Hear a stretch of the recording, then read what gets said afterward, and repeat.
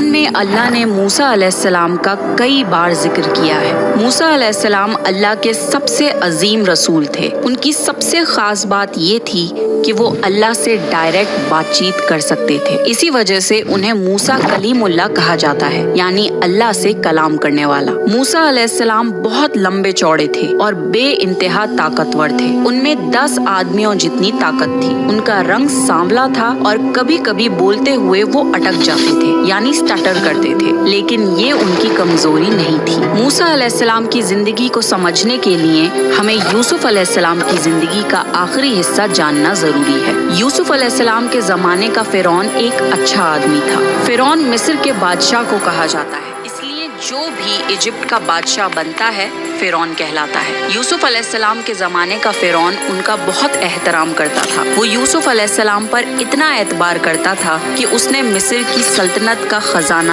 یوسف علیہ السلام کی نگرانی میں دے دیا تھا۔ یوسف علیہ السلام نے بھی اپنی حکمت اور خواب کی تعبیر سے مصر کو قحط سے بچایا۔ بارش اور ہریالی کے 7 سال یوسف علیہ السلام نے گیہوں کو ایک خاص ٹیکنیک سے پرزرو کروایا تھا، جس کی وجہ سے آنے والے اگلے قحط کے 7 سال جب سوکھا پڑا تب ایجپٹ میں کوئی بھی بھوکا نہیں مرا۔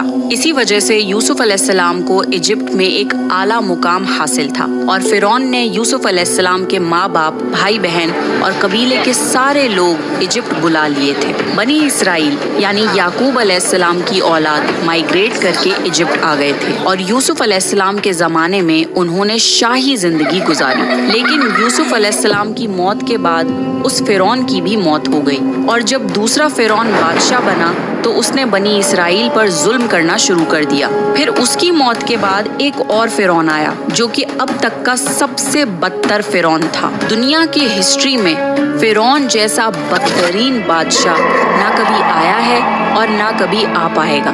فرعون اپنے آپ میں ایک بدترین مثال تھا۔ اس نے اعلان کر دیا تھا، بنی اسرائیل سب کے سب غلام ہیں۔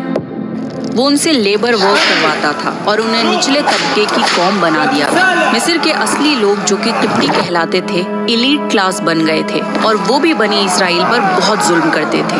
جب چاہے تب بنی اسرائیل کی عورتوں کے ساتھ زبردستی کرتے تھے اور آدمیوں کو مار پیٹ دیتے تھے۔ یہ فرعون ظلم کی آخری حد تک پہنچ گیا تھا، یہاں تک کہ غرور میں آ کے اس نے اپنے آپ کو خدا ڈکلیئر کر دیا تھا۔ وہ اپنے آپ کو رب مانتا تھا اور مصر کے سارے لوگوں پر لازمی کر دیا تھا کہ وہ بھی اسے خدا مانے۔ خدا تو صرف ایک ہے اور وہ ہے اللہ، اور جب بھی کسی ظالم بادشاہ نے اپنی ظلم اور کفر کی حدوں کو پار کیا ہے، اللہ نے اسے نیست و نابود کر دیا ہے۔